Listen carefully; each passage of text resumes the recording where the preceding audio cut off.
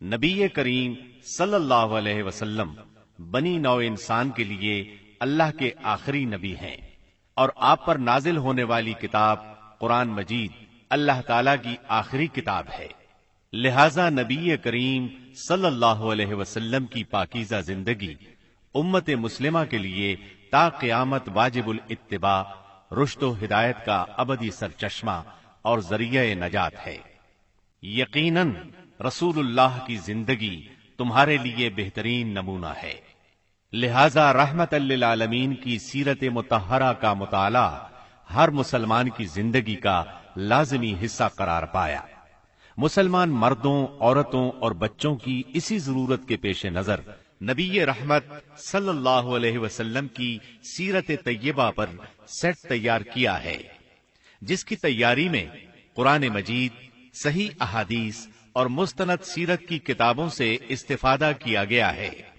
اس set میں سیرت النبی صلی اللہ علیہ وسلم کو مفصل طور پر بیان کیا گیا ہے۔ نبی صلی اللہ علیہ وسلم کی زندگی کے تمام پہلو اور واقعات ترتیب وار انتہائی دلچسپ انداز، خوبصورت آواز اور آسان الفاظ میں بیان کیے گئے ہیں۔ لیجیے سماعت فرمائیے رحمت للعالمین۔ سیرت نبوی کو مکمل طور پر بیان کرنا اس وقت تک ممکن نہیں جب تک اسلام سے پہلے اور بعد کے حالات کا تقابل نہ کیا جائے۔ اس لیے ہم اصل مضمون سے پہلے اسلام سے پہلے عرب کی کیفیت بیان کریں گے، عرب اقوام اور ان کی معاشرت کا نقشہ کھینچیں گے، پھر وہ حالات بیان کریں گے جن میں رسول اللہ صلی اللہ علیہ وسلم کی بعثت ہوئی۔ لفظ عرب کے لغوی معنی صحرا اور بیاب و گیاہ زمین کے ہیں۔ عہد قدیم سے یہ لفظ جزیرہ نمائے عرب اور اس میں بسنے والی قوموں پر بولا گیا ہے۔ عرب کے مغرب میں بحر احمر اور جزیرہ نمائے سینا ہے۔ مشرق میں خلیج عرب اور جنوبی عراق کا ایک بڑا حصہ ہے۔ جنوب میں بحر عرب ہے جو در حقیقت بحر ہند کا پھیلاؤ ہے۔ شمال میں ملک شام اور کسی قدر شمالی عراق ہے۔ ان میں سے بعض سرحدوں کے بارے میں اختلاف بھی ہے۔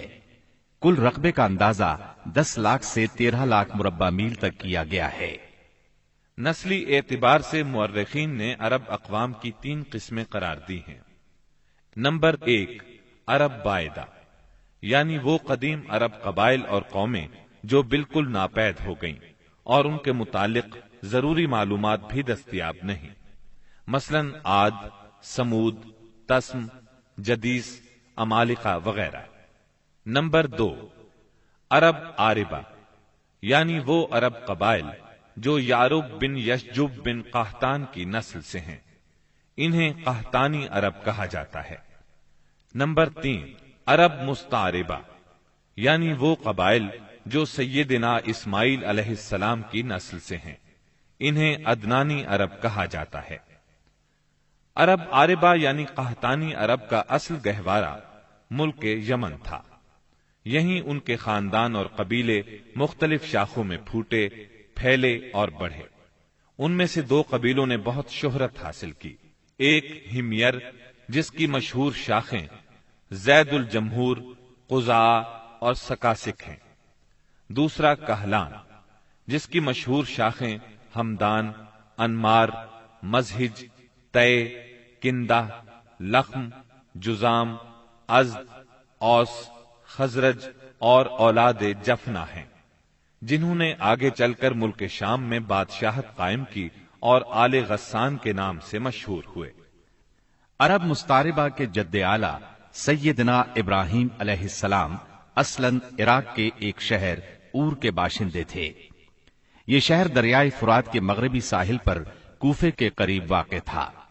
اس کی کھدائی کے دوران میں جو کتبے برآمد ہوئے ان سے اس شہر کے متعلق بہت سی تفصیلات منظر عام پر آئی ہیں، اور سیدنا ابراہیم علیہ السلام کے خاندان کی بعض تفصیلات معلوم ہوئی ہیں۔ نیز ملک کے دینی اور اجتماعی حالات بھی سامنے آئے ہیں۔ سیدنا ابراہیم علیہ السلام یہاں سے ہجرت کر کے شہر حران تشریف لے گئے تھے اور پھر وہاں سے فلسطین جا کر اس کو اپنی دعوتی سرگرمیوں کا مرکز بنا لیا اور دعوت و تبلیغ کے لیے یہیں سے اندرون و بیرون ملک آتے جاتے رہتے تھے۔ ایک بار آپ مصر تشریف لے گئے۔ فرعون نے آپ کی بیوی سیدہ سارہ علیہ السلام کی کیفیت سنی تو بدنیت ہو گیا، انہیں بری نیت سے اپنے دربار میں بلایا، لیکن اللہ نے سیدہ سارہ کی دعا کے نتیجے میں غیبی طور پر فرعون کی ایسی گرفت کی کہ وہ ہاتھ پاؤں مارنے لگا۔ اس کی نیت بد اس کے منہ پر مار دی گئی، اور وہ اس حادثے کی نوعیت سے سمجھ گیا کہ سیدہ سارہ اللہ کی نہایت خاص اور مقرب بندی ہیں۔ وہ ان کے اس وصف سے اس قدر متاثر ہوا کہ اپنی بیٹی ہاجرہ کو ان کی خدمت میں دے دیا۔ پھر سیدہ سارہ نے سیدہ ہاجرہ کو ابراہیم علیہ السلام کی زوجیت میں دے دیا۔ ابراہیم علیہ السلام ان دونوں کو لے کر فلسطین واپس تشریف لائے۔ پھر اللہ نے سیدہ ہاجرہ کے بطن سے ابراہیم علیہ السلام کو ایک فرزند ارجمند اسماعیل علیہ السلام عطا فرمایا۔ سیدہ سارہ بے اولاد تھیں، اس لیے انہیں بہت غیرت آئی، اور انہوں نے سیدنا ابراہیم علیہ السلام کو مجبور کیا کہ سیدہ ہاجرہ کو ان کے نوزائیدہ بچے سمیت جلا وطن کر دیں۔ حالات نے ایسا رخ اختیار کیا کہ انہیں سیدہ سارہ کی بات ماننا پڑی، اور وہ سیدہ ہاجرہ اور اسماعیل علیہ السلام کو لے کر حجاز تشریف لے گئے۔ وہاں انہیں ایک بے آب و گیاہ وادی میں اتار دیا۔ اسی جگہ آج بیت اللہ ہے، اس وقت نہیں تھا، صرف ٹیلوں کی طرح ابھری ہوئی زمین تھی۔ سیلاب آتا تو دائیں بائیں سے کترا کر نکل جاتا تھا۔ وہیں مسجد حرام کے بالائی حصے میں زمزم کے پاس ایک بہت بڑا درخت تھا۔ آپ نے ان دونوں کو اسی درخت کے پاس چھوڑا تھا۔ اس وقت مکے میں پانی تھا نہ انسان، اس لیے سیدنا ابراہیم علیہ السلام نے ایک توشہ دان میں کھجوریں اور ایک مشکیزے میں پانی رکھ دیا۔ اس کے بعد فلسطین واپس چلے گئے۔ ادھر چند ہی دن میں کھجوریں اور پانی ختم ہو گیا۔ سخت مشکل پیش آئی، مگر اس مشکل وقت میں اللہ کے فضل سے زمزم کا چشمہ پھوٹ پڑا اور ان کے لیے خوراک کا سامان بن گیا۔ اسماعیل علیہ السلام جب جوان ہوئے تو جرہم قبیلے سے عربی سیکھ لی۔ یہ قبیلہ وہاں پانی دیکھ کر آباد ہو گیا تھا۔ اس قبیلے کے لوگ انہیں پسند کرنے لگے تو ان لوگوں نے اپنے خاندان کی ایک خاتون سے ان کی شادی کر دی۔ اسی دوران میں سیدہ ہاجرہ کا انتقال ہو گیا۔ ادھر سیدنا ابراہیم علیہ السلام کو خیال آیا کہ اپنا ترکہ دیکھنا چاہیے، چنانچہ وہ مکہ معظمہ تشریف لے گئے، لیکن سیدنا اسماعیل علیہ السلام سے ملاقات نہ ہوئی۔ بہو سے حالات دریافت کیے، اس نے تنگ دستی کی شکایت کی۔ آپ نے وصیت کی کہ اسماعیل آئیں تو کہنا اپنے دروازے کی چوکھٹ بدل دیں۔ سیدنا اسماعیل علیہ السلام اس وصیت کا مطلب سمجھ گئے۔ انہوں نے بیوی کو طلاق دے دی اور ایک دوسری عورت سے شادی کر لی جو جرہم کے سردار مزاز بن عمرو کی صاحبزادی تھی۔ ان کی دوسری شادی کے بعد ایک بار پھر سیدنا ابراہیم علیہ السلام مکے تشریف لے گئے، مگر اس مرتبہ بھی سیدنا اسماعیل علیہ السلام سے ملاقات نہ ہو سکی۔ بہو سے حال پوچھا تو اس نے اللہ کی حمد و ثنا بیان کی۔ آپ نے وصیت کی کہ اسماعیل اپنے دروازے کی چوکھٹ برقرار رکھیں، اور فلسطین واپس ہو گئے۔ اللہ تعالی نے مزاز کی بیٹی سے اسماعیل علیہ السلام کو 12 بیٹے عطا فرمائے۔ ان 12 بیٹوں سے 12 قبیلے وجود میں آئے اور سب نے مکے ہی میں رہائش اختیار کی۔ ان کے حالات زمانے کی گرد میں دب کر رہ گئے، صرف نابت اور قیدار کی اولاد گمنامی سے محفوظ رہی۔ قیدار بن اسماعیل علیہ السلام کی نسل مکہ معظمہ ہی میں پھیلتی پھولتی رہی، یہاں تک کہ عدنان اور پھر ان کے بیٹے معد کا زمانہ آ گیا۔ عدنانی عرب کا سلسلہ نسب صحیح طور پر یہیں تک محفوظ ہے۔ عدنان نبی صلی اللہ علیہ وسلم کے سلسلہ نسب میں 21ویں پشت میں آتے ہیں۔ بہرحال معد کے بیٹے نزار سے کئی خاندان وجود میں آئے۔ دراصل نزار کے 4 بیٹے تھے اور ہر بیٹا ایک بڑے قبیلے کی بنیاد ثابت ہوا۔ چاروں کے نام یہ ہیں: ایاد، انمار، ربیہ اور مزر۔ ان میں سے آخری دو قبیلوں کی شاخیں اور شاخوں کی شاخیں بہت زیادہ ہوئیں۔ چنانچہ ربیہ سے اسد بن ربیہ، انزا، عبد القیس، وائل، بکر، تغلب اور بنو حنیفہ وغیرہ وجود میں آئے۔ مزر کی اولاد دو بڑے قبیلوں میں تقسیم ہوئی۔ نمبر 1 قیس اعلان بن مزر، نمبر 2 الیاس بن مزر۔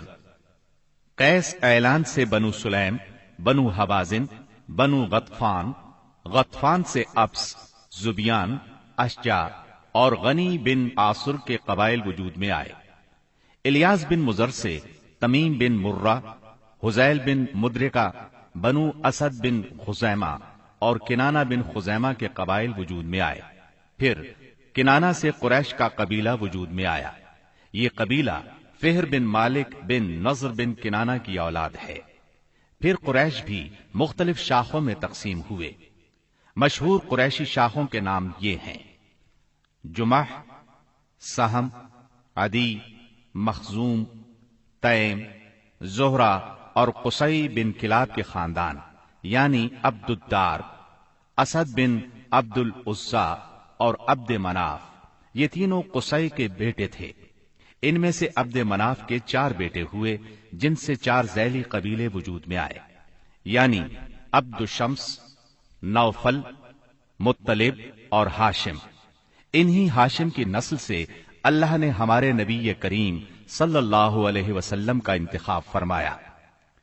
ابن عباس رضی اللہ عنہ کا بیان ہے کہ رسول اللہ صلی اللہ علیہ وسلم نے فرمایا، اللہ تعالی نے مخلوق پیدا فرمائی تو مجھے سب سے اچھے گروہ کے اندر رکھا، پھر قبائل کو چنا تو مجھے سب سے اچھے قبیلے کے اندر بنایا، پھر گھرانوں کو چنا تو مجھے سب سے اچھے گھرانے میں بنایا، لہذا میں اپنی ذات کے اعتبار سے بھی سب سے اچھا ہوں اور اپنے گھرانے کے اعتبار سے بھی سب سے بہتر ہوں۔ جس وقت جزیرۃ العرب پر اسلام کا سورج طلوع ہوا، وہاں 2 قسم کے حکمران تھے۔ ایک تاجپوش بادشاہ جو حقیقت میں مکمل طور پر آزاد اور خود مختار نہیں تھے، اور دوسرے قبائلی سردار جنہیں اختیارات کے لحاظ سے وہی حیثیت حاصل تھی جو تاجپوش بادشاہوں کی تھی، لیکن ان کی اکثریت کو ایک مزید امتیاز یہ حاصل تھا کہ وہ مکمل طور پر آزاد اور خود مختار تھے۔ اس وقت تاجپوش حکمران یہ تھے: شاہان یمن، شاہان آل غسان یعنی شام، اور شاہان ہیرا یعنی عراق۔ باقی عرب حکمران تاجپوش نہ تھے۔ عرب عاربہ میں سے قدیم ترین قوم سبا تھی۔ اور یعنی عراق سے جو کتبات برآمد ہوئے ان میں 2500 سال قبل مسیح کی اس قوم کا ذکر ملتا ہے، لیکن اس کے عروج کا زمانہ 11 صدی قبل مسیح سے شروع ہوتا ہے۔ اس کی تاریخ کے اہم ادوار یہ ہیں: 650 قبل مسیح سے پہلے کا دور۔ اس دور میں سبا کے بادشاہوں کا لقب مکرب سبا تھا۔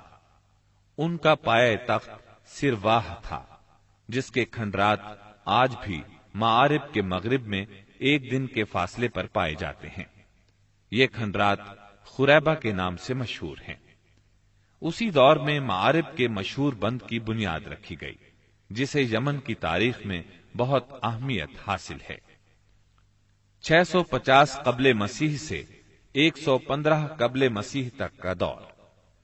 اس دور میں سبا کے بادشاہوں نے مکرب کا لفظ چھوڑ کر ملک یعنی بادشاہ کا لقب اختیار کر لیا اور سرواہ کی بجائے معارب کو اپنا دارالسلطنت بنایا۔ اس شہر کے کھنڈرات آج بھی صنعاء سے 60 میل مشرق میں پائے جاتے ہیں۔ 115 قبل مسیح سے 300 عیسوی تک کا دور۔ اس دور میں سبا کی مملکت پر قبیلہ ہمیر کو غلبہ حاصل رہا اور اس نے معارب کی بجائے ریدان کو اپنا پایہ تخت بنایا۔ پھر ریدان کا نام ظفار پڑ گیا، جس کے کھنڈرات آج بھی شہر یریم کے قریب ایک دائرہ نما پہاڑی پر پائے جاتے ہیں۔ اسی دور میں قوم سبا کا زوال شروع ہوا۔ 300 عیسوی کے بعد سے آغاز اسلام تک کا دور۔ اس دور میں یمن کے اندر مسلسل اضطراب اور انتشار برپا رہا۔ انقلابات آئے، خانہ جنگیاں ہوئیں اور بیرونی قوموں کو مداخلت کے مواقع ہاتھ آئے، یہاں تک کہ ایک وقت ایسا بھی آیا کہ یمن کی آزادی سلب ہو گئی۔ چنانچہ اسی دور میں رومیوں نے عدن پر فوجی قبضہ کیا اور ان کی مدد سے حبشیوں نے ہمیر اور ہمدان کی آپس میں کشمکش سے فائدہ اٹھایا اور 340 عیسوی میں پہلی بار یمن پر قبضہ کیا۔ یہ قبضہ 378 عیسوی تک برقرار رہا۔ اس کے بعد یمن کی آزادی تو بحال ہو گئی، مگر معارب کے مشہور بند میں رکھنے پڑنا شروع ہو گئے، یہاں تک کہ 450 عیسوی یا 451 عیسوی میں بند ٹوٹ گیا اور وہ عظیم سیلاب آیا جس کا ذکر قرآن مجید کی سورہ سبا میں سیل ارم کے نام سے کیا گیا ہے۔ پھر 523 عیسوی میں ایک اور سنگین حادثہ پیش آیا، وہ یہ کہ یمن کے یہودی بادشاہ زون واس نے نجران کے عیسائیوں پر ایک ہیبت ناک حملہ کیا، انہیں عیسائی مذہب چھوڑنے پر مجبور کرنے کی کوشش کی۔ جب وہ اس پر آمادہ نہ ہوئے تو زون واس نے خندقیں کھدوا کر انہیں بھڑکتی ہوئی آگ میں جھونک دیا۔ قرآن مجید کی سورہ بروج میں اسی لرزہ خیز واقعے کی طرف اشارہ موجود ہے۔ اس واقعے کا نتیجہ یہ ہوا کہ عیسائیت انتقام لینے پر تل گئی۔ وہ پہلے ہی رومی بادشاہوں کی قیادت میں بلا وجہ عرب کی فتوحات کے لیے تیاری کر چکے تھے، اپنے علاقوں کو وسیع کرنا چاہتے تھے۔ انہوں نے حبشیوں کو یمن پر حملے کی ترغیب دی، انہیں باہری بیڑا مہیا کیا۔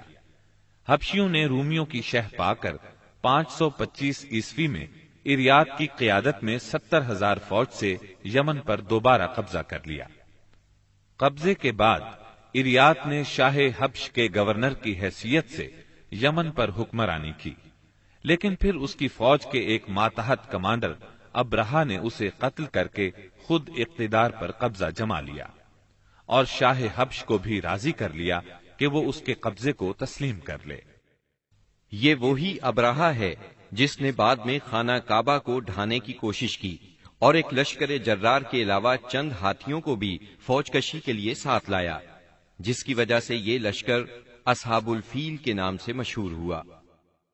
عراق اور اس کے نواحی علاقوں پر سائرس اعظم کے زمانے ہی سے اہل فارس کی حکمرانی چلی آ رہی تھی۔ اسے کوروش کبیر، خورس یا سائرس ذوالقرنین بھی کہا جاتا ہے۔ اس کا زمانہ 557 تا 529 قبل مسیح ہے۔ اس کے مقابلے میں کسی کو آنے کی جرت نہیں تھی، یہاں تک کہ 326 قبل مسیح میں سکندر مقدونی نے دارا اول کو شکست دے کر فارسیوں کی طاقت توڑ دی، جس کے نتیجے میں ان کا ملک ٹکڑے ٹکڑے ہو گیا اور طوائف الملوکی شروع ہو گئی۔ یہ انتشار 230 عیسوی تک جاری رہا۔ اسی دوران میں قحطانی قبائل نے اپنا وطن چھوڑ کر عراق کے ایک بہت بڑے اور شاداب سرحدی علاقے پر بود و باش اختیار کر لی۔ پھر عدنانی لوگ اپنا وطن چھوڑ کر اس طرف آئے، انہوں نے لڑ بھڑ کر جزیرہ فراتیہ کے ایک حصے پر اپنا قبضہ جما لیا۔ ادھر 226 عیسوی میں اردشیر نے جب ساسانی حکومت کی داغ بیل ڈالی تو رفتہ رفتہ فارسیوں کی طاقت ایک بار پھر پلٹ آئی۔ اردشیر کے عہد میں حیرہ، بادیات العراق اور جزیرے کے ربیعی اور مزری قبائل پر جزیمت الوضاح کی حکمرانی تھی۔ شاہان حیرہ کے پاس فارسی فوج کی ایک یونٹ ہمیشہ رہا کرتی تھی، جس سے بادیہ نشین عرب باغیوں کی سرکوبی کا کام لیا جاتا تھا۔